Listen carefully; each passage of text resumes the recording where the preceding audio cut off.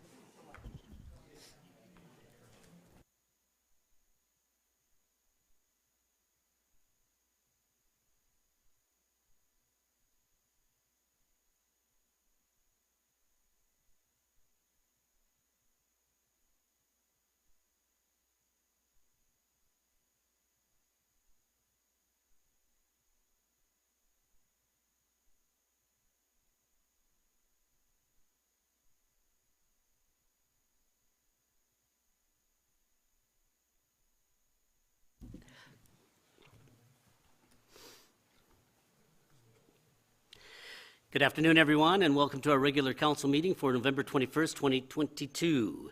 At this time, I'd like to acknowledge the traditional territories and the oral practices of the Blackfoot Nation, which include the Siksika, the Kainai, and the Piikani.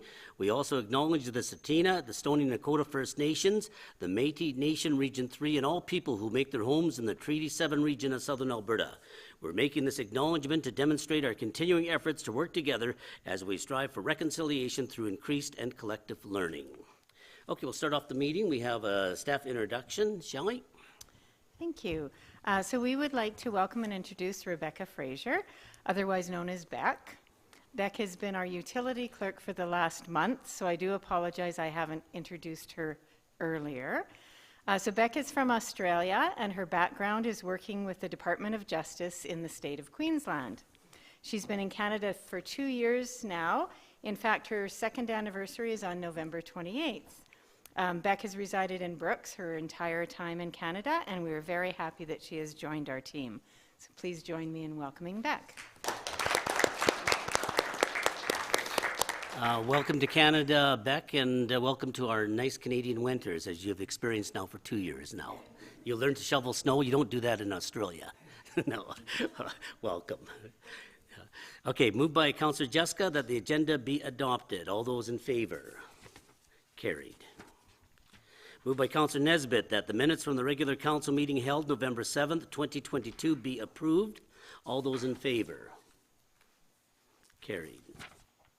Moved by Councillor Prentice that the October 2022 RCMP report be accepted as information. Corporal Joe Schmidt, you can come forward.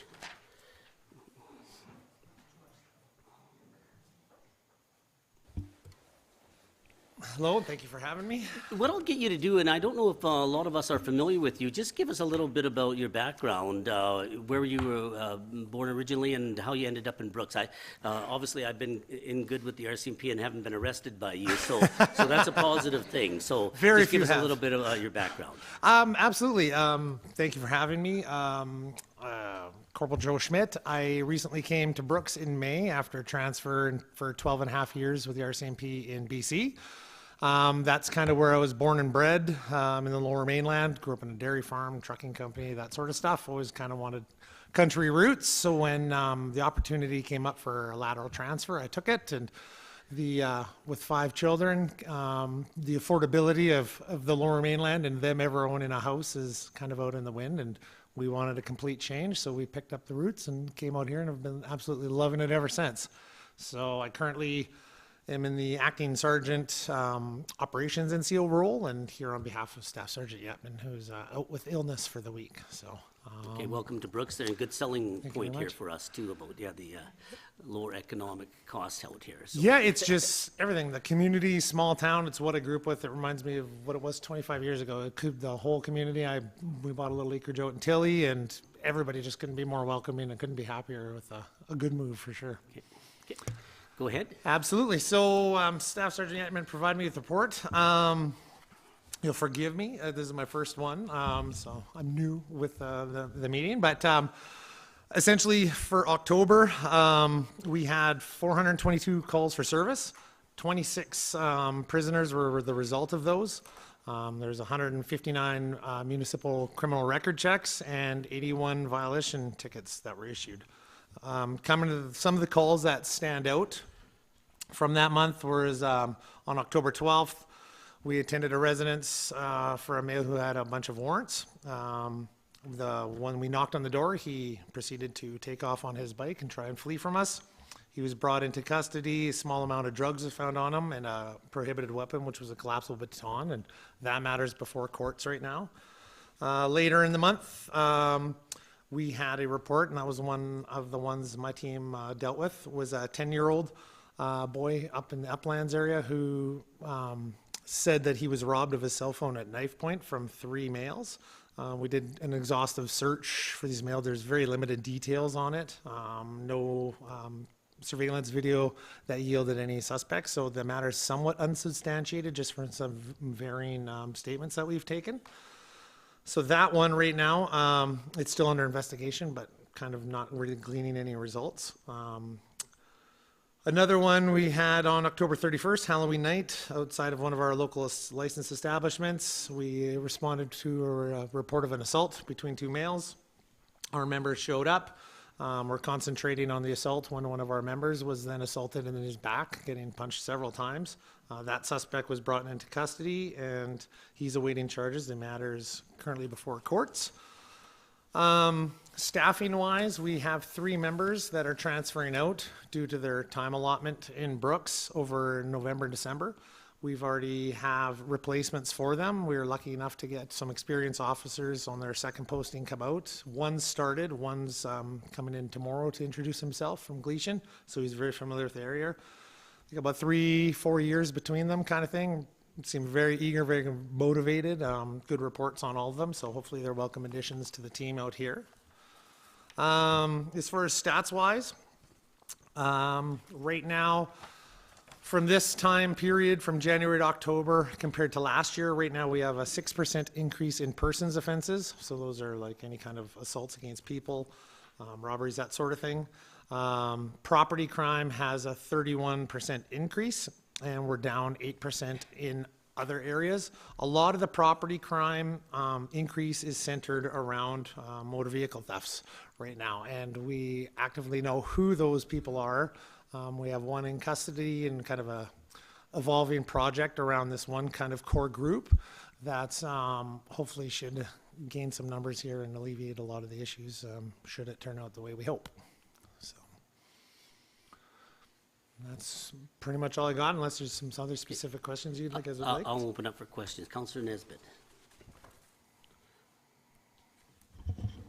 Yes, I was wondering, what kind of vehicles are they stealing? Like, I read the reports in Canada, and it said that Ford F-150s are the most stolen trucks in Canada, like from 2016 to 2021. Yeah. Is that happening here as well? It's actually the 350s, the F-250s and 350s. Yeah, those ones, and I worked a lot of auto crime when I was in the Surrey area and stuff, and those trends haven't changed. Your F-350s, your Dodge Dakotas, anything kind of pre-anti-theft, they're very easy, very YouTubeable to be able to find out how to cheat the device, break in, and carry on. So we have noticed some of those. Not very many in here. The ones that I've been involved with are mostly people warming up their vehicles, leaving their keys in, that sort of stuff, or warming it up in the driveway, and it's that theft of opportunity. However, those people have to be out there to take that opportunity. This certain group has been kind of targeting some of the smaller communities around this area, in Tabor and that sort of thing. So it's kind of transient where they're known to do this, and we've been getting results and working with those detachments as well to try and come to a conclusion of this. But most of the vehicles, yeah, that list that they sent out, I saw the same on the news too. That's bang on, and it's those vehicles for a reason. They're very easy to defeat, unfortunately. So the best solution is don't warm up your vehicle in the yard unless you have an anti-theft without the keys, or the club is seemingly simple as that is. That's one of the best visual deterrents, and they'll move on to the next one. I saw 3 cars, I think, on the way in. When I walked in, all sitting there with the keys ignition, windows down and warming up, and I'm like, oh no. Thank you. Yes, Okay, any other questions?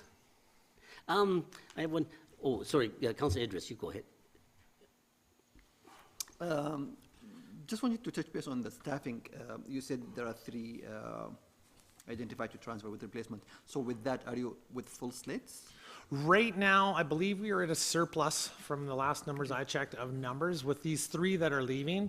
And we have a couple promotional pools in the process as well. We should be leveled out to be right where we're at.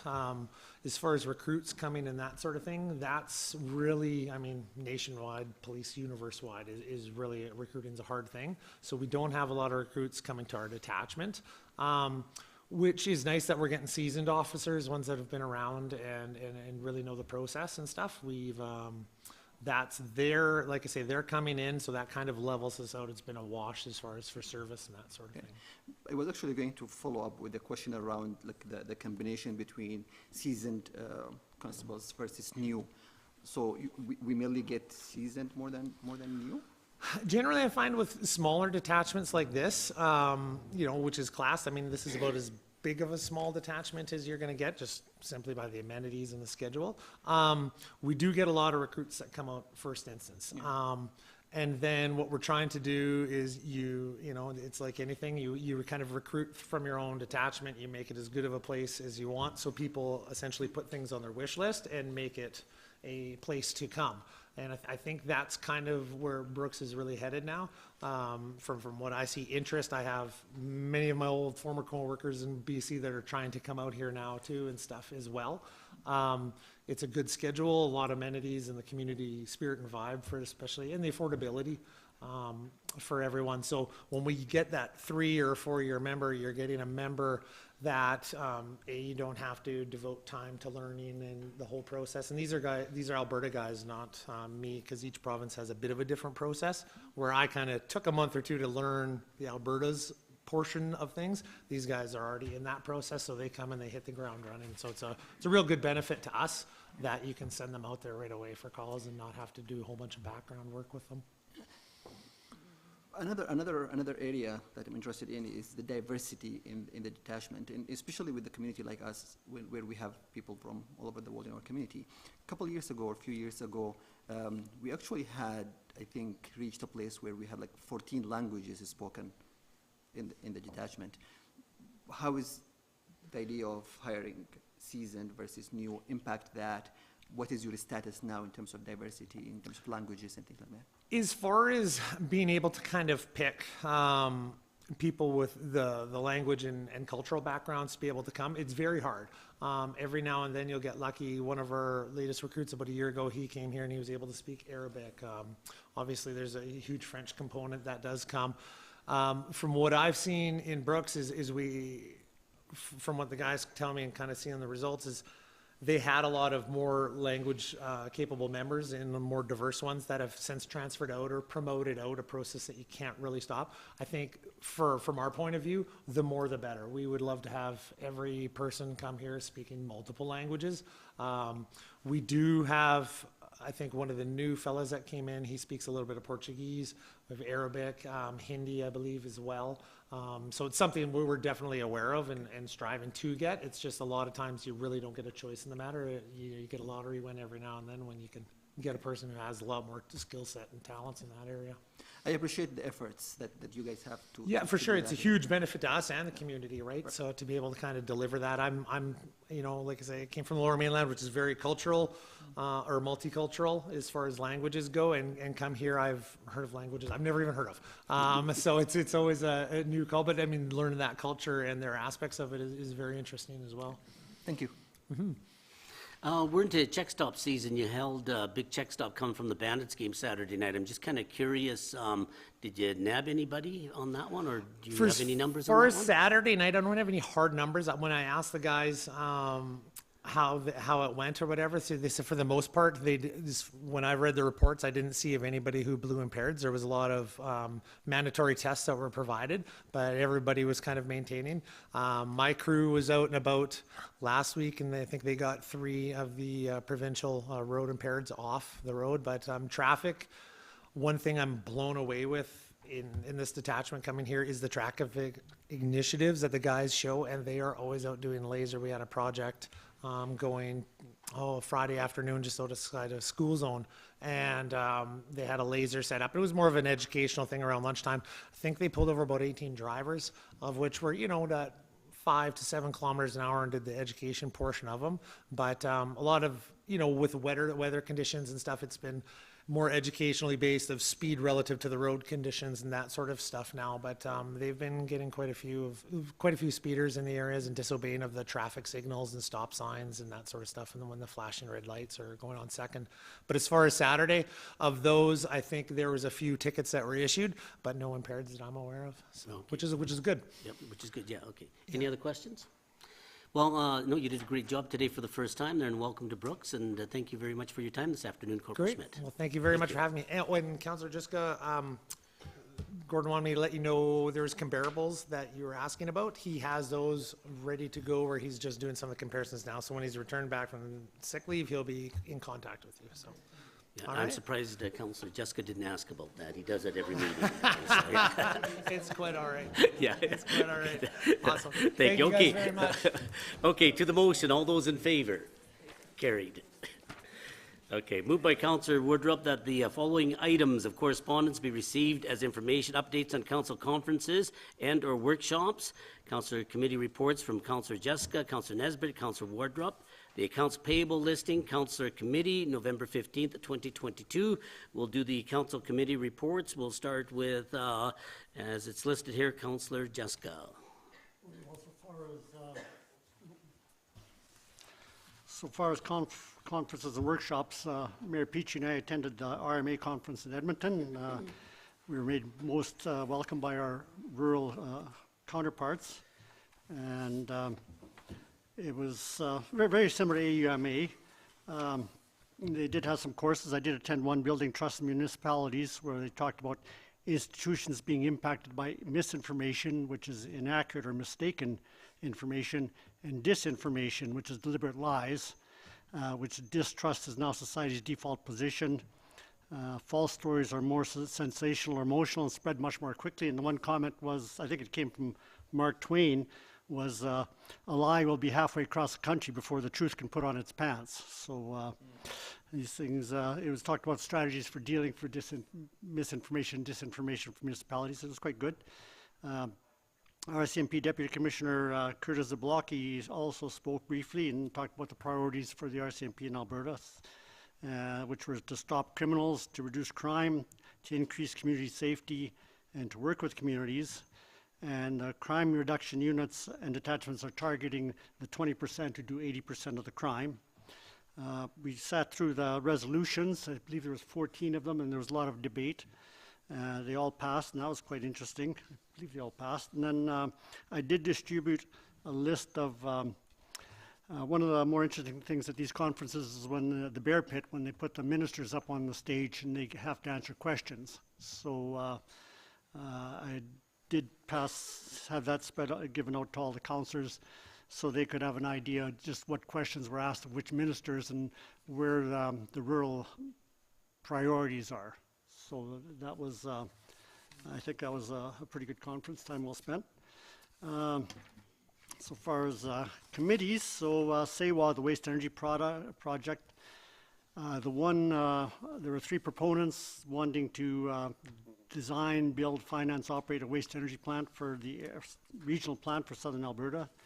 And the engineers did pick one as being the preferred one. Things have gotten a bit more convoluted because after consultation with the engineers and the lawyers, they were advised not to release the identity of the proponent and that some details be withheld at this time due to proprietary and legal concerns. So we don't have a lot of details on the proposal at this time. There was a recent in-person meeting with the SEWA directors to discuss this situation in closed session. And they want to meet again with the chosen proponent, but that won't be possible until the new year. So a little bit of delay there. SEWA does charge a minimal per capita membership fee to the member municipalities, and that has only been raised once in 14 years. So because to move this forward, they need some stable funding. It was moved that fee will be increasing and be coming back to our membership, in our case to New Regional Solid Waste. As the chosen site is here, hopefully our municipalities and the landfill authority will continue to support the project over this last hurdle. And at this end, the Premier has voiced support for the project, and an important next step will be to meet with her or her staff to help carry it forward. Sign Committee discussed a request for permanent signs or banners on Welcome to Brooks signs, promoting Brooks as the home of the bandits. So they could also include game information, and various options were discussed, such as including them in planned improvements to the existing city signs. The cost and who will cover it are to be determined, but it was felt that the 3 entry signs, but not the highway sign, could be included. And then a short no parking area was designated on Castles Road on the main intersection just to ensure a clear view for traffic entering Castles Road, and a requested crosswalk ahead sign was put in the 2023 budget. EcoBrooks continues updating and applying a strategic plan. A presentation was made to the county to determine if they would be interested in joining with an expanded organization pursuing EcoBrooks environmental education and stewardship goals throughout the county. Also, EcoBrooks was asked to work with Elemental Energy to promote and manage and distribute half of a $20,000 a year grant that the solar projects were providing for charities, groups, and individuals throughout the county. We're working on additional sites for litter bins in problem areas, and we're thinking mainly around the JBS Center, which is close to schools. It is in line of foot traffic between the schools and downtown 7-Eleven in particular. So we're working on bins and types of graphics to catch people's attention, maybe make them more attractive. And a school environmental art contest ends this week, and I'm looking forward to seeing what the schools, all the grades and schools were asked to participate, and I'm looking forward to seeing what they came up with. Communities in Bloom, so City Parks Department has taken over management of the Rose Garden with the assistance of Communities in Bloom, and that's worked well. Communities in Bloom has also approached joint services regarding expanding to work and promote the communities and features outside of Brooks. So when the judging is done for Communities in Bloom, it would no longer just be focused entirely on what's happening in Brooks, but could look at things like the aqueduct, the Bazzano Dam, other features that make this area special. So hopefully they will get a positive response on that. And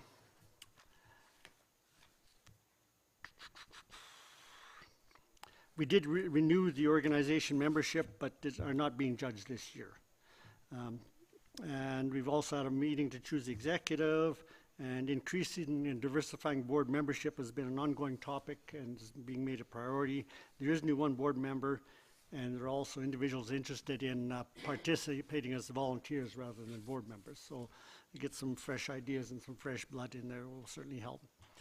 One thing that just came up is the new owner of the Weatherford building in the Aqueduct Industrial Park would like to modify the Communities in Bloom mural on the south side of the building. So this was done, paid for by Communities in Bloom as a local history artwork. So there's some concern as to how that is going to proceed, and there's some discussions going on about that.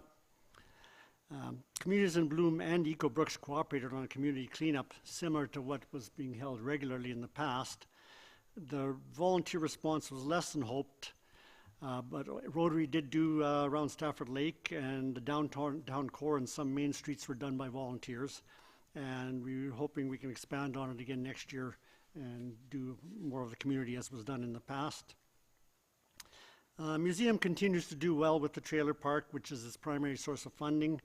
They're looking at raising weekly and monthly rates $20 and $40 to be more competitive with the other similar businesses. The Halloween Haunted House fundraiser was successful with 362 visitors, which was 200 last year, and $3,620 were raised. Preparations are underway for the Christmas light display with $4,285 in donations, and some businesses and groups are also decorating specific buildings. So that's something to look forward to for Christmas weekends, if something for the family to do. That's it. Any questions for Councillor Jessica? Okay, Councillor Goodenough. Sorry, not to put you on the spot. I'm just curious. I was driving by the campground that's run by the museum, and I've noticed that there's now decks on some of the campers. Is that permitted? How does that work? There's been a bit of an issue on that because some people wanted to build substantial additions, and they are allowed, I think, up to 10 foot by 10 foot, but they can't do anything bigger than that. Okay, all right, thank you. There would be some that live there permanently, right? Pretty well, yeah. Yeah, But they're yeah. still not allowed to build major additions. Right, okay. Any other questions? Okay. We'll move to Councillor Nesbitt. Thank you, Your Honor. I'll start off with Recreation and Parks, and hopefully I'm not going to, Randy, I say it right. We were approached by Grassland Soccer Association at our last meeting to find a permanent home for the recreational sport. They suggested the old rodeo grounds.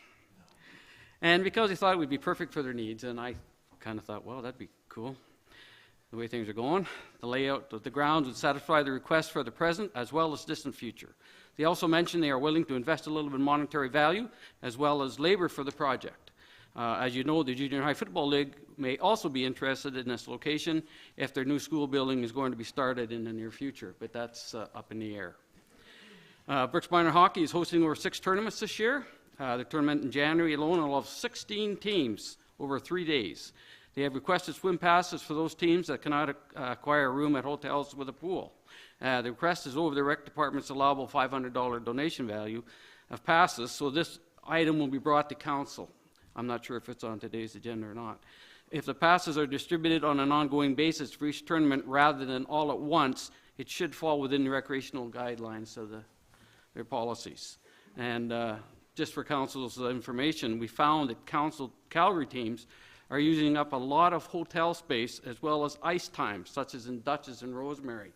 They've booked rooms well into the future to come down here and play hockey because we have the ice time in all the arenas, and Tilly and Rolling Hills as well. I'm leaving some for you, Marissa. The linear trails and beautification programs enable the city to expand existing linear trails and connect important landmarks. In addition, the program focuses on beautification of public areas surrounding the trails. In the 2022 budget, City Council approved the Linear Trails and Beautification Master Plan to provide direction for the future of this program. The plan is to focus on the community as a whole and incorporate the downtown business as well as the high corridor to improve the city's ability to attract tourism as well as to provide a usable active transportation network for a non-motorized vehicle. The city's budget this year is proposed to be $50,000. RF Binney and Associates Limited, their bid was $50,500, and they were awarded this, or will be awarded this proposal. And I'll leave the rest for Marissa. Okay. The Brooks Public Library. This year's summer reading program was a great success. We've had even more participation than last year in both the programs themselves and the summer reading contest. We are excited this year to offer daycares the opportunity to participate in individualized sessions. We finished with the Brooks Farmers Market. It's been a great for drawing the public's eye to remind folks to use the library, but it's been a big chunk of time each week to organize this. Several large book sales. We're moving towards this winter with a more efficient used book system that will see us holding only 1 or 2 large book sales next summer. Oh, my TV. Lots of school teacher requests for tables at open houses, class tours, recurring class visits, etc. this fall. It's been really busy. Multiple bookings in our board room over the summer have continued and increased. JBS Homework Club and a private family history group of ongoing rentals.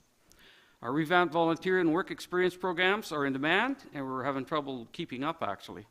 And our interim, Eric, has moved on to his dream job. We're happy to see him go. But I think he's going to Saskatchewan, so I don't feel too bad for him. We'll begin recruiting a new interim right away with a new start date of January 2nd or 5th. Any questions on that? Because I have 4 pages here. No? Okay. Newell Regional Services Corp. A couple notes for this year. It's another successful year at Newell Regional Service Corporation. Overall, our operations went well, and we treated a total of 3,521,616 cubic meters for our member municipalities. It's a lot of water. This resulted in a financial surplus of $1,348,365. These funds will be placed in reserves for future capital projects, such as the replacement of membranes and additional capacity when needed in the future. In 2022, COVID was still persistent, but did not affect our operations. We continually had staff available and did not run into any operational issues as a result. And we have to keep a high volume of money for replacing things such as filters for the water. It's a big project and it's very expensive. And they last, I think, for 2 years, Bill? Those filters? No, it's been 10 already. Okay, 10 years. 12, 15. 12 or 15. Okay, let's see. Shortgrass Library System. What's been happening for Shortgrass Library System, which is an amalgamation of all libraries from Medicine Hat as the main office. Overboard training on bookkeeping, executive assistant maternity leave replacements. The value of that for people in fiscal responsibility is very high. Our objective is responsible stewardship of resources in the library. Follow up to all our budget letters from municipalities for approval. 2/3 of member municipalities must approve the municipal levies before the 2023-24 budgets can be approved. We go to all the libraries, let them know what's going on, and hopefully they can fit in the crack somewhere with our budgeting processes. Development of hiring, selection materials for position of the manager systems and technical services. This is actually a very hard job to do. We haven't found anybody locally, and we're asking maybe to go out of the area to find people for this job. Arrange the 2022 Shortgrass Christmas Dinner and Social, which is coming up next week at the Medicine Hat Golf Course. I can't go. Communicate details for the 22 financial audits with a JMS and Company, or JMH and Company, sorry, for our financials are looking really good, and we hope to see another very good responsible objective for next year. I don't think you want to see our revenues or anything. Okay, that's it for the library. Shortgrass Library System. I want to read you a letter that was sent to the Minister Schultz. As board directors of the 7 library systems, we want to thank you for maintaining stable funding for public libraries during the last several years. We realize your government has faced many challenges with limited financial resources. Many Albertans are struggling as well, which has forced many families to rely on public libraries more than ever. To support the province's economic recovery and help Albertans with essential resources, many could no longer afford this. We ask that you consider increasing funding to public libraries, and here's why. Grant rates have not increased since 2017, and we're fighting this right now in our own library. Operating grants for public libraries are issued on a per capita basis, have not increased since 2017. The per capita grants are $5.55 for public libraries and $4.70 for library systems. Over the past 5 years, the cost of delivering library services has grossly increased, and especially during and since the pandemic. Our population data is outdated. We ask that your ministry use more up-to-date population statistics on which to calculate these grants. Rosemary and Bizano were drastically way over what they should have been. Many of our rural communities have noted that the population figures being used do not reflect the current number of residents. And the factor of inflation. We'd also like also ask that your ministry consider examining library grants within the context of inflation, which has been an issue for Albertans For regional libraries, for example, the increased and fluctuating cost of gasoline directly impacts our budgets, and we deliver materials to remote and rural areas across the province. For mileage basis, I remember when it was 40 cents a kilometer, now I think it's 61 cents. The critical access to materials, resources is important to individuals and families as they work to recover from the pandemic and other factors that have impacted their lives. These changes will result in an essential increase to the base grant for libraries operating in small communities. It'd make a significant difference to the people of rural Alberta. Public libraries have always been a vital service in Alberta communities. This was especially the case over the past 2 years when COVID-19 shut down most other public services. During this time, public libraries have changed many of their services to online. They engage in curbside pickup for resources. Library systems invested heavily in additional e-books and e-audio books, and public libraries were a major distribution hub for the face masks as part of the Government of Alberta initiative. So important with the public libraries to the Government of Alberta's COVID-19 response strategy that they operated under the same standards of essential services. The last increases to public library funding were made by the Conservative government and the late Honourable Jim Prentice. As we approach the provincial election in the spring, we ask that you reflect on our requests for increased provincial funding for public libraries, which would demonstrate to a grateful Alberta public for your government's commitment to the essential public service. Yours truly, John Nesbitt. That's all I have. Okay, any questions? I had a couple there, but I'm going to defer to Councillor Wardrop there, just if you can elaborate a little bit more on the Grassland Soccer Association and the minor hockey thing, and that will come up at a future meeting. That's all I wanted to clarify, but yeah. Okay, your turn now. Thank you. No questions? No questions. Oh, You're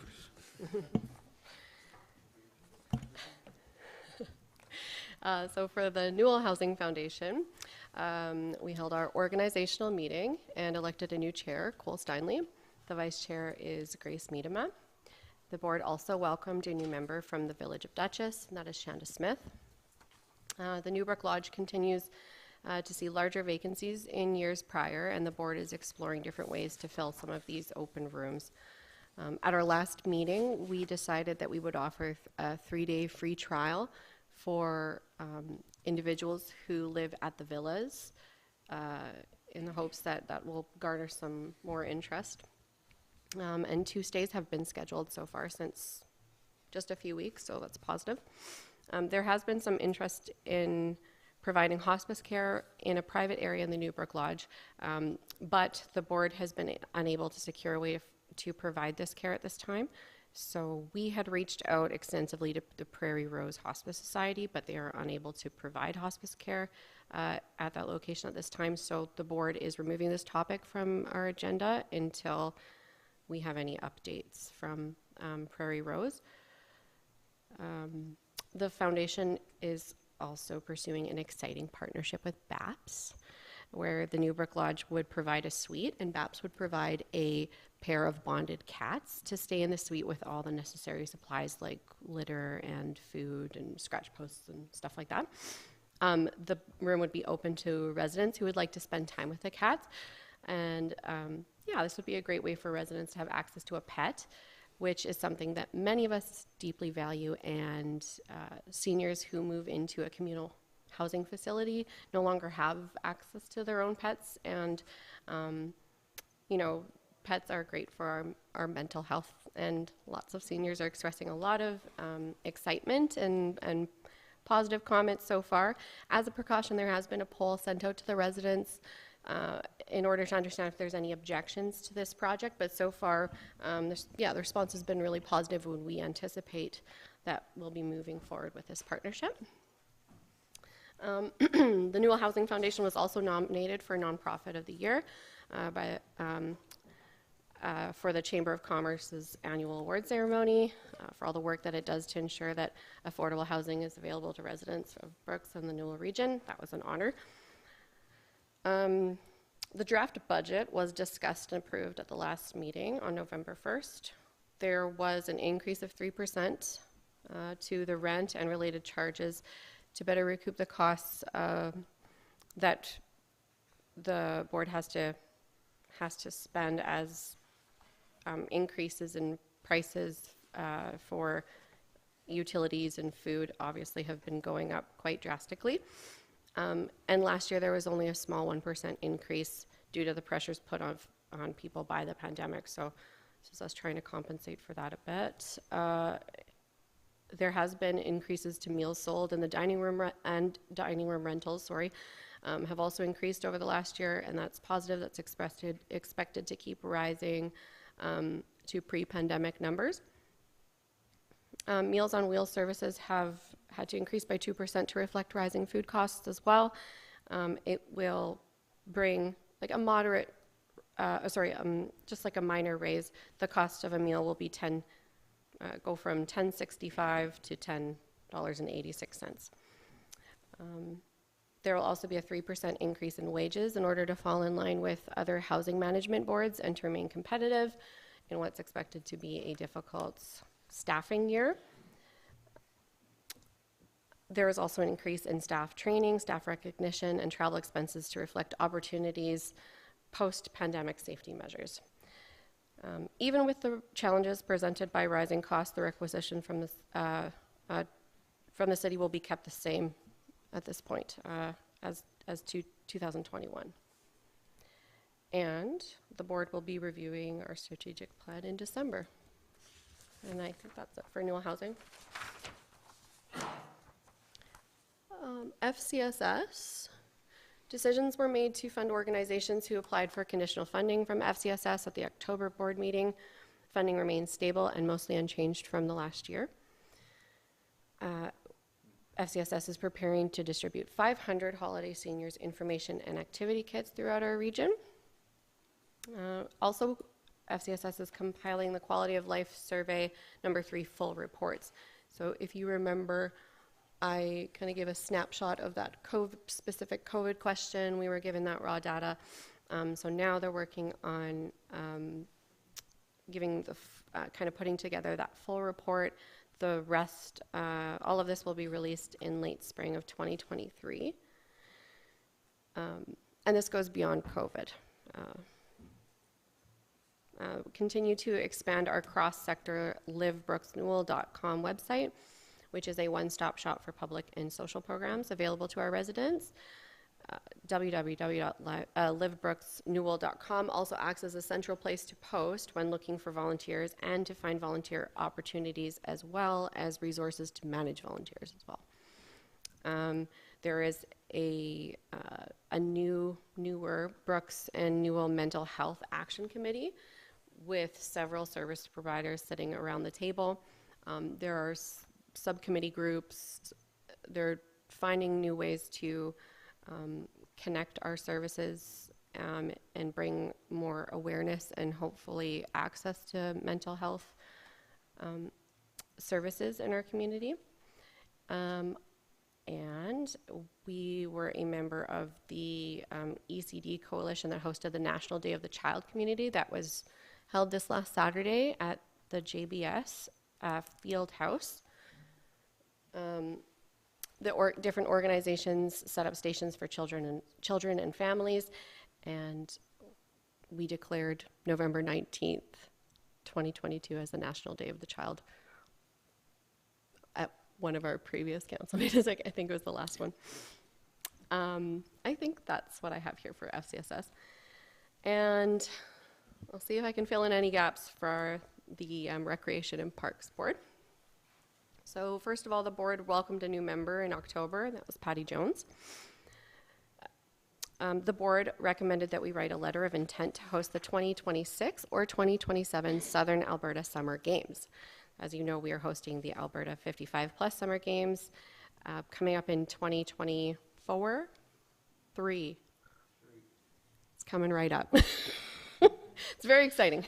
So this would again have Brooks in the spotlight. It would be a fantastic opportunity to show people where we live and play, and also bring a lot of great tourism and economic activity here during that time. So wish us luck there. The board also granted donation requests from multiple organizations, such as the YMCA Employment Center, the Early Childhood Coalition in the form of passes to JBS Center, and the use of the field house. Due to the larger numbers of donation requests that this board is receiving, we increased the limit to $500 from, I believe, $250 that can be donated by the board to a nonprofit group. And this amount includes the cost of equipment used within the rec facilities. Recreation Management continues to work with Grasslands, local RCMP, the Brooks Junior High School, and city staff to improve the environment at JBS Center during school hours. There's been a notable, very dramatic improvement in the number of incidents at the JBS Center with youth and following expectations and being respectful in the environment and relationships with staff.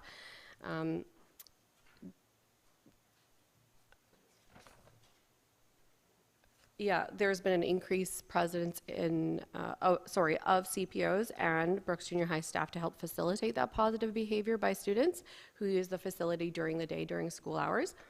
The new disciplinary policy that was recently passed has also been helpful in directing staff in this area.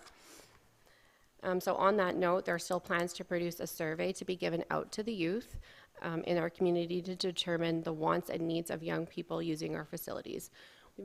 We have been aware, and we've noticed that there is a gap and there's a need for more programming for youth at the JBS Center, so we could help direct those young people to use our facilities more productively while also improving physical and mental health.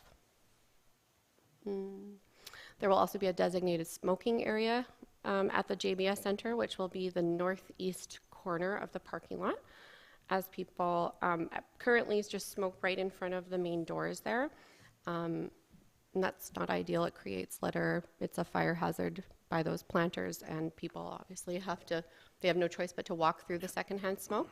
So signage and proper ashtrays will be installed at the recommended spot, so that northeast corner of the parking lot, and also at the area south of the curling club entrance. And the board made alterations to the rental user group grading matrix in order to more effectively manage grant funding to user groups.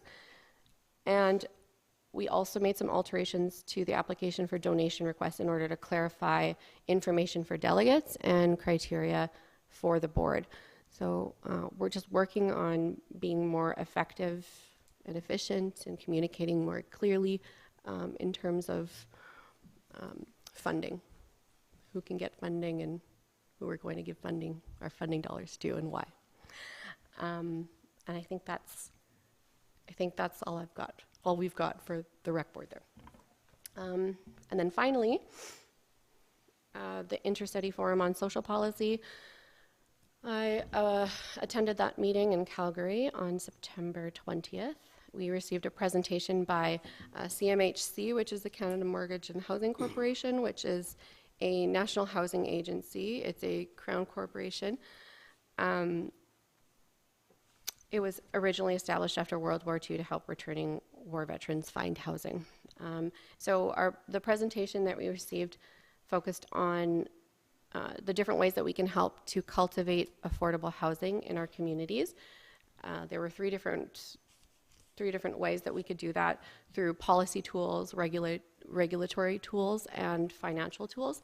And based on the presentation and my work on the Newell Housing Foundation, I'm very pleased to say that we are definitely on the right track in terms of leveraging these tools. It was very encouraging to see a lot of the recommendations that this organization had. We're doing a good job, I think, at leveraging these different avenues that we could take in terms of providing affordable housing here. So, and that's not to say that our work here is done and we continue to work really hard, but I just wanted to say, shout out to all those involved. Good, we're doing a good job. There's also other committees and boards that focus on providing affordable housing, and yeah, it's encouraging. And I believe that's it. Thank you. Any questions? Any questions? Councillor Idris? Thank you. I learned recently, actually, just a couple of days ago, that there was group programming that was part of your membership within the JBS Center in the past, but that programming is either stopped or not there. I don't know if you can or if there is ways we can bring that back. You were mentioning the idea of activities for young people and things like that.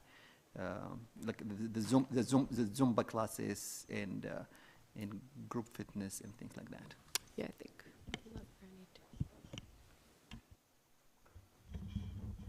Through the chair to Councillor Idris. So there have, in the past, like you said, JBS has booked the space for those after-school programs. I don't know how often they're booking them anymore. I can look into that and get back to you on that. I don't think it's happened recently, but I know last year it was something that they were doing quite often. They were in the East-West meeting room and doing almost like a homework club kind of thing. Regarding fitness programming, the city doesn't offer fitness programming anymore, and since we had our private leaseholder in the fitness center move out, we don't have anybody in the facility as a one-stop shop for fitness programming. So we have entered into agreements with a couple other private fitness instructors, and they are offering that kind of programming out of the facility and just renting our facility and using it that way. One of the things we are working on is ways to support those individuals in helping promote some of the programs and stuff that they're running. So, where some of these programs initially becomes part of the membership, or is it paid? Through the chair to Councillor Idris. So when the city offered the fitness programs, they were included in membership. When our leaseholder moved in, there was kind of a hybrid offering where some were offered with the membership. and then the leaseholder offered their own classes at registration. And now it is registered fitness programs through those private renters, essentially, yeah. In the context I heard this in is more of affordability context, and when it is part of that fee, the value, basically what we are saying is that by not offering it now, the value of the membership did decrease to a degree. So if there is opportunity to offer things like this within that also helps with the affordability. So to question that we hear. Just suggestion. Yes, it does. The challenge is that balance with supporting the private providers, and that was the direction that was given, was that we wanted to support those private businesses, I guess, in providing that service, so we weren't in competition, because I know there were also comments from the community that it was very hard for the private providers in town to compete when our memberships were all inclusive. So that was the direction at the time, yeah. Okay, any other questions? I got a couple things here. A couple other councillors are on this committee too, but just because they're timely, I'll talk about it here. For Joint Services, Greg Screever is the new chairperson. Mohammed Idris is the vice chairperson on that one there. RPAP Skills Day was very successful. Lisa left the room here, but there's 47, and Joint Services is looking at doing that annually and maybe even twice a year if possible on that, but we can talk about that a little bit more down the road. But I just want to mention that the Christmas open house with the councillors from the area will be December 15th at the Heritage on that. At the Rural Municipality Conference, Health Minister Copping talked about localized decision-making, more resources in rural areas, and leveraging surgeries using more surgical rooms in smaller locations to try to alleviate that problem there. For example, if the surgery room in Brooks or in Strathmore is not being used, why not use it to kind of clear up some of the surgeries there? I say they, but okay, the provincial government, the current one here, committed to more money to broadband. There was no commitment to increase FCSS funding. Minister Chandro said there was no commitment to the Alberta Police Force, but he leans the other way because he says the RCMP costs have gone up with municipalities having no say in that. He also talked about expanding the role of sheriffs in the province. The ministers talked about rural tourism with a plan to double tourism in the next 10 years and to work to get tourists to other areas of the province besides Banff and Jasper. I see this as a good sign and maybe getting more tourists to this side of the province and into the Brooks-Newell region. And they also talked about getting more tourists into the area. Somebody says, well, if you do that, we need more conservation officers. The ministers did talk about encouraging development in rural areas, another positive. There was talk about maintaining Ag Society funding, and this was an interesting debate here. This was about the abandoned well issue. I bring this up here. The RMA doesn't like the proposed formula. However, they had an interesting debate on how old solar farms and wind farms should be reclaimed and who pays for that. The debate now is where solar and wind farms should be located, and if you do that, do you infringe on property rights, which it comes down to. So some interesting debate ahead and some interesting decisions for the provincial government. I don't know, Councillor Jessica, if you want to add anything more on that debate there with the reclamation of the solar farms and the wind farms on that. The mic? Oh, the mic, yeah. Yeah, they referred to the model for the oil and gas industry and them having to put money up front for reclamation now. So that was one of the models that was suggested. Yeah. So, yeah, that was came up a number of times. Yeah, which makes sense to me. Yeah, and they should have done that with the wells years ago there too. So, okay, any other questions? Okay, Councillor Idris. Yeah. Not a question, just part of events and workshops. I just want to take the time to acknowledge 5 volunteers that received Queen Elizabeth's Platinum Jubilee Medal this last Saturday. Brian Dunlop, Carol Gill, Clara Iwasa, Joseph Octavius, and Richard Getty. Our community is based on volunteers, and without them, many things won't be happening. So kudos to them, and thank you, the mayor and Councillor Godina, for attending. Thank you. Just a side note there, you don't have to name them all there, but I think you had mentioned there's about 8 or 9 from the area Yes, here. actually yeah. more than that. Yeah, more than that, I've yeah. actually heard about Yeah. now close to 15 or so. Yeah, that which is quite phenomenal for our region, as Yeah. being as small as what it is, yeah, so. Okay, to the motion, all those in favor? Carried. Okay, moved by Councilor Goodenough that December 3rd, 2022 be hereby proclaimed as International Day of Persons with Different Abilities in the City of Brooks. Clinton, yeah, please come forward. Or is Joyce going to do this first here? Okay, I didn't know who's doing this first here, sorry, but you, yeah. Thank you for having me here this evening. Hello, everyone. Thank you for the opportunity to have me here today. I'm truly humbled and honored to be the guest of honor. My name is Clinton Mlongo. I was born and raised in Kenya, East Africa. After falling and sustaining a brain injury at an early age of 10 years old, I started to experience developmental problems that affected my cognitive and mental well-being. Growing up, I faced many barriers and challenges. I got scared and wanted to be alone. My memory and concentration were affected. People often had pre-assumptions about me as they felt I had less ability to do things easily done by those without disabilities. I felt alone and rejected.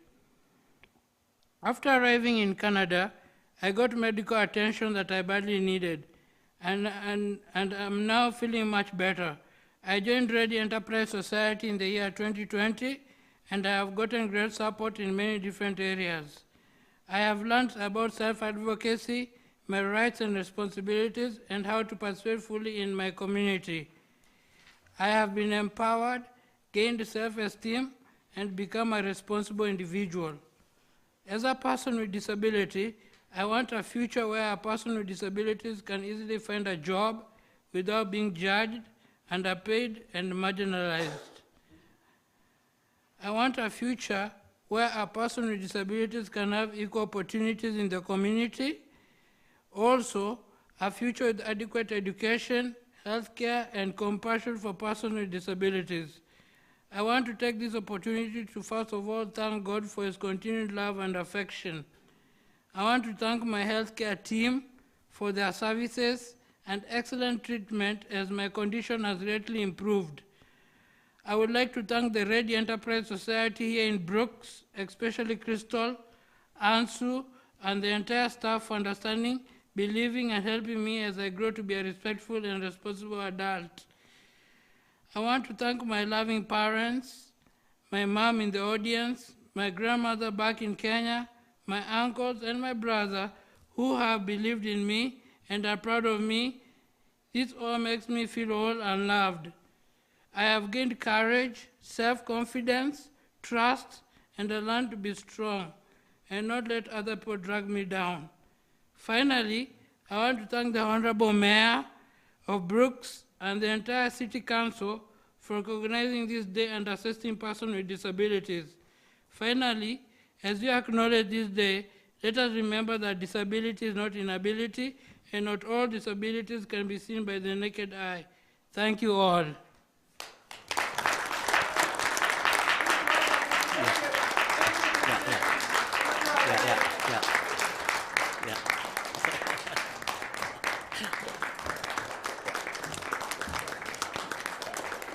Thank you. It's very good of you and very brave. Joyce? Thank you, everyone. Good evening. Through the chair to mayor and council, over 1 billion people, or approximately 15% of the world's population, live with some form of different ability. Persons with different ability are the world's largest minority, often face barriers to participation in all aspects of society. For this year's International Day of People with Different Abilities, we celebrate people with different abilities while acknowledging their challenges and barriers. This year, our City of Brooks will give to qualified rathership Ridership, a ticket valid for one free trip on the handy bus in honor of the International Day of Persons with Different Abilities.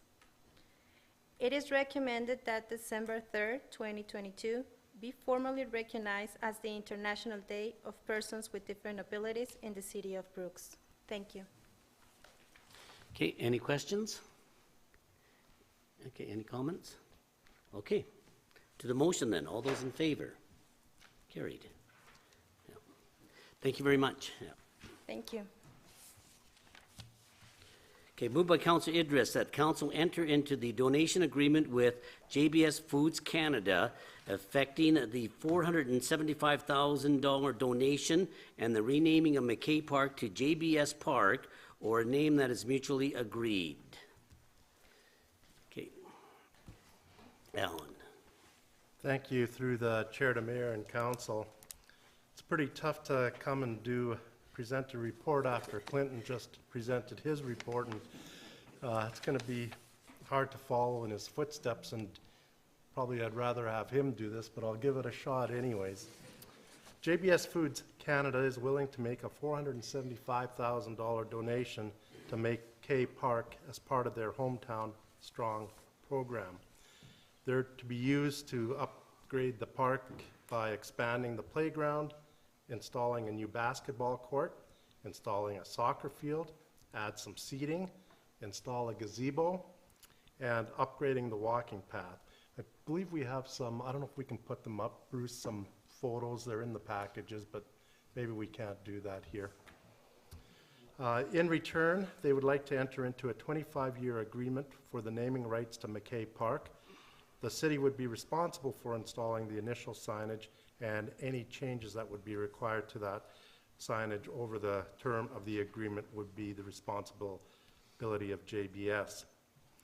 The agreement is attached. There are some photos, and Bruce is going to try to bring them up. Our recommendation is that the council enter into the donation agreement with JBS Foods Canada, affecting the $475,000 donation and the renaming of McKay Park to JBS Park, or a name that is mutually agreed. Okay, any questions? Any questions? Councillor Goodenough. This is a great opportunity, obviously, from a great organization of JBS. I'm just curious of cost overruns. Now, there's $475,000 that they're committing, but if there is cost overruns, does the city then end up picking that up, or how does that work? Thank you. Sorry, yes, through the chair to Councillor Goodenough, the city would pick up the overruns. Okay, any other questions? Councillor Idris? Just a comment, not question. As Councillor Goodenough said, this is a great project and a great opportunity. I just want to thank JBS personally. It started in a coffee conversation with one of the team members in JBS, and it's nice to see it become a reality after a year of work. And thank you, Lisa, to her team, and Alicia, and Dawn, and everyone that participated. Yeah, and I just want to mention here too that we're fortunate in this community that we've always had strong corporate support. I look at our facilities, whether it be the CRA out there or the JBS Canada Center, from the oil and gas sector and from other institutions, in this community that have, supported us here. So I agree that we have to be thankful for a huge donation of $475,000 from, JBS Foods on this. It's going to be good not only for that area, but I believe for all of Brooks too. These will be an asset for everybody in there too. Okay, to the motion. All those in favor? Carried. Moved by Councillor Jessica that the November 2022 financial variance report be accepted as information. Shelley? Thank you, through the chair to mayor and council. So this report is fairly short, but finds the city approximately 87% of the way through the 2022 year, and illustrates the year-to-date expenses compared to the 2022 budget. Many of the variances in the report have already been explained in previous reports. But since the last report, one notable operating variance is our weed inspection contract with the County of Newell, which has been concluded for the year, and that came in with a favorable variance of approximately $4,800. In regards to the capital budget, the Sunny Lee Lift Station project is now complete, and due to some unforeseen electrical work and the condition of the wet well cover, it has come in over budget by approximately $74,600. However, the Meadowbrook Lift Station, which was completed as well under budget, offsets any excess costs. And administration, unless there are any questions, administration recommends that this report be accepted as information. Okay, any questions? No questions. Okay, to the motion then. All those in favor? Carried. Okay, moved by Councilor Nesbitt that policy F001-010D entitled Capital Projects Policy be approved. You again, Shelley. Thank you. Through the chair to mayor and council. So council committee did review the following proposed changes in this capital projects policy on November 15th, 2022. And this policy establishes the development of a 10-year capital plan. In the draft policy attached, several changes have been made, have been proposed based on new ways to make the 10-year capital plan more relevant and comprehensive.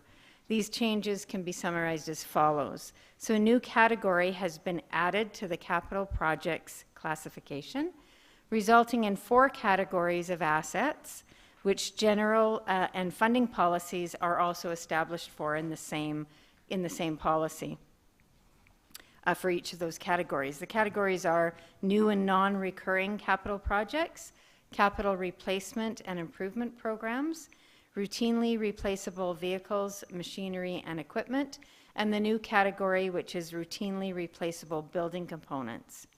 So with the addition of this new category, the 10-year capital plan will identify some important expenditures regarding the replacement of capital components of any building owned by the city, which would require replacement once or more within the life of the building itself. Heating and ventilation, these replacements include exterior wall cladding, elevators and lifts, roofing materials, heating, ventilation, and air conditioning systems, aquatic components, and indoor sports facility components. These component categories have been defined in the policy, and the expected life cycle ranges have been specified also in the policy. Another change or revision in the policy is under the general policies for the category of new or non-recurring capital projects. The template in which these projects are presented on has been revised, and at the bottom there was a category that called project justification, and we've replaced this with the project's municipal risk register score. So the municipal risk register has been developed in conjunction with the city's asset management program to provide insight into the risks associated with not proceeding with major projects that are proposed, so that council is able to make more informed decisions. And just a demonstration of that municipal risk register and how it worked was also presented to council on November 15th for their information. There were also some changes to the city's capital replacement improvement programs, including limiting the playground equipment replacement program to individual components of existing playgrounds. These replacements would not require the Brooks and District Recreation and Parks Board to approve. Rather, it would be left up to the Parks Department to prioritize these replacements based on safety requirements. Any major playground addition or changes which are recommended by the Brooks and District Recreation and Parks Board would be brought forward as a new or non-recurring project. As well as that change, some minor wording changes were also made to the capital replacement improvement programs to better define the nature of each program, and the fleet vehicle replacement program was also moved to this category of assets. And administration is recommending that policy F001 010D be approved by council. Okay, any questions? Okay, to the motion, all those in favor? Carried. Moved by Councillor Prentice that council accept the report on the Brooks Masonic Foundation Community Organization property tax exemption application as information. Shelley? Thank you. Through the chair to mayor and council.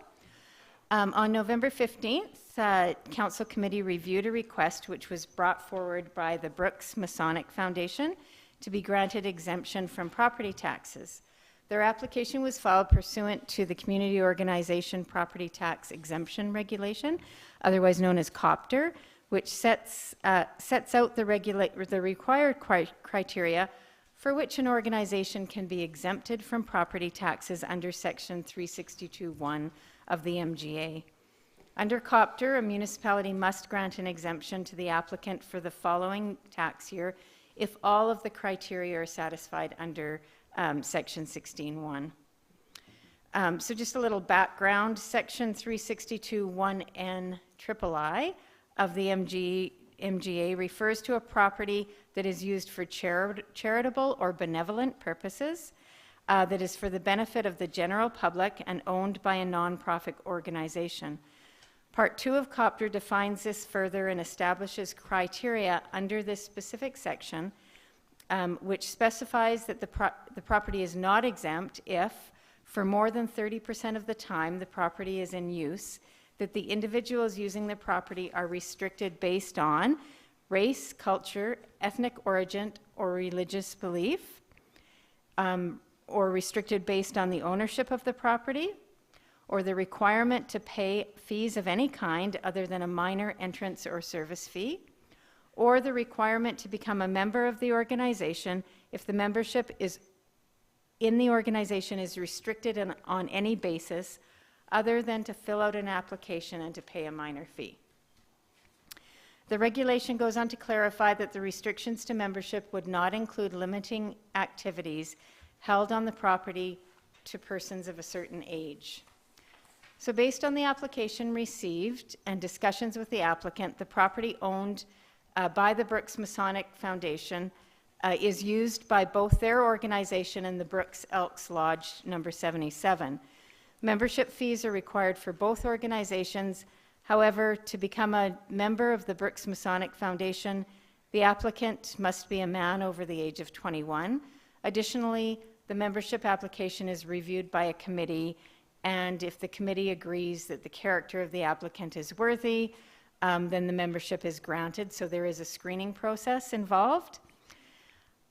Currently, the property owned by the Brooks Masonic Foundation is subject to commercial property taxes, and it's the opinion of our assessors, benchmark assessment consultants, that the Brooks Masonic Foundation's membership requirements are considered restrictive pursuant to Section 72A of COPTR. However, it was determined that the city assessor wasn't aware that the Brooks Elks Lodge was leasing out the basement in that area, and they do agree that the area of the building that is leased out to the Brooks Elks Lodge, number 77, should be granted a property tax exemption. So administration has completed a further review of COPTR since we met in November in the MGA and have determined that it's the assessor that makes these determinations. And if an organization disagrees with the determination on whether a property is exempt from taxation, the organization has the right to make a complaint to the Assessment Review Board. Given this clarification, administration is recommending that this item be accepted as information. And our recommendation, therefore, is that Council accept this report on the Brooks Masonic Foundation Community Organization Property Tax Exemption application as information. Okay, any questions? Councillor Idris. So does that mean we are granting them that? So through the chair to Councillor Idris, what this means is our assessor is in agreement that the area in the basement that is leased out to the Brooks Elks Lodge is exempt pursuant to the regulations, and that exemption will be granted. The assessor decides then and not us, in this case here, according to the MGA. That's right. Okay. Okay, any other questions? Okay, to the motion, all those in favor? Carried. Okay, moved by Councillor Wardrop that council award the Linear Trails and Beautification Master Plan Project to RF Binney and Associates Limited in the amount of $50,500 to be funded from the Linear Trails and Beautification Program budget. Alicia. Thank you through the chair to mayor and council. The Linear Trails and Beautification Program enables the city to expand existing linear trails and connect important landmarks. In addition, the program focuses on beautification of public areas surrounding the trails. In the 2022 budget, City Council approved a Linear Trails and Beautification Master Plan to provide direction for the future of this program. The plan is to focus on the community as a whole and provide direction for the future, and incorporate the downtown as well as the highway corridor to improve the city's ability to attract tourism, as well as provide a usable, active transportation network for non-motorized vehicles. City staff posted a request for proposal on the Alberta Purchasing Connection and the city's website. The RFP closed on October 12th, and the city received 5 proposals in response. Barristow and Associates Engineering and Surveying in the amount of $45,150. RF Binney and Associates Limited in the amount of $50,500. EDS Group Incorporated in the amount of $54,660, 818 Studios Limited in the amount of $53,173.80, and Group 3 Incorporated in the amount of $84,410. These proposals were ranked based on the following scoring, which was included in the RFP. 25% for project team, 25% towards understanding of scope and methodology, 20% towards technical qualifications, i.e. local expertise and experience, 15% based on reputation to service and to previous clients, and 15% for cost. Based on the scoring, RFP Binney and Associates ranked the highest. Staff brought these proposals to the Recreation and Parks Board on November 16th, 2022, and the board agreed with staff's recommendation. Therefore, staff recommends awarding this project to RF Binney and Associates Limited in the amount of $50,500 to be funded from the Linear Trails and Beautification Program budget. Okay, any questions? Councillor Goodenough. Not to put you on the spot, but I was recently told by previous council that there was maps done at one time. Would that be outdated, or? And I can't give exact dates at this time, but I'm just, if there was maps done in previous years, would that be outdated? Through the chair to Councillor Goodenough, I'm not aware of any planning that was done on behalf. I know that when this program was set up, it was originally done to remove the old shale trails and replace them with paved trails. And so that's kind of where we've come to at this point. And so staff's looking for a planning study to show us the best locations to continue to improve and expand the trails. Okay, thank you. Do you have a timeline on this and when it will be done? Through the chair to Mayor Petrie, I believe the completion date for this project was set for March 31st, if I remember correctly. Oh, okay, so if it goes through Rec Board and Council, some of the plans could happen in this next summer then? Definitely, we could utilize this project for our next year's budget of trails. Okay, perfect. Okay, any other questions? Okay, to the motion, all those in favor? Carried. Okay, from the media. Any Good questions evening. from the media? Good evening, everybody. Just a couple of questions regarding the JBS donation for McKay Park. That is from the Hometown Strong funding, is that correct? That's correct. Yep. And do you know how much is left of that money? That I don't know. Would you be able to provide that to me, please, in the future? Yeah, JBS can probably provide it as well. Probably in a better position to provide it than I am. That's fine, thank you. Because I believe some of that money is also going to the new Habitat House, is that correct as well? Or you don't know? I don't know exactly where they have that allocated. I know they have several causes for it, for sure. That's wonderful, thank you. The last question I had has to do actually with broadband. So I had a question that was asked of me by the public that I couldn't answer. If you decide that you want the broadband line brought to your home, but you don't necessarily want to use it, can that be done? I don't think they'll put it in till you're ready to use it, because they won't want to pay the money to put the line in if the user is not going to use it. However, if they want to use it in the future, they will put the line in. So if possibly next year, 2 years, 3 years down the road, if they decide that they want it, are they going to have to pay for that installation? No, no, they wouldn't. Is there like a deadline on that? Like if it's 10 years down the road, will it be a different story? I don't know how to explain this to I'm not anybody. aware of any deadline on that. To take it from the laneway or wherever it is into the house is CNPI's responsibility. And of course, there's wholesale fees that they'll recover back when they put it in. So it's like an investment that they'll get the money back for. Okay, so that means the company that's installing it then could come back in a few years to do maybe some more installations. Is that right? Yes, it's, they won't all happen right away until people actually want them. Okay. So it'll be probably over several years. Okay, that's perfect, thank you. My last question has to do with McKay Park. Who was the park named after? That was from what we understand, according to the book mile 723, it was a John McKay. He was a gardener for the CP, and then he went after that and worked for the research station. Thank you. Okay, thank you, Sandra.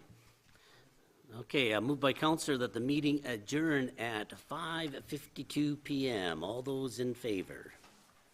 Carried.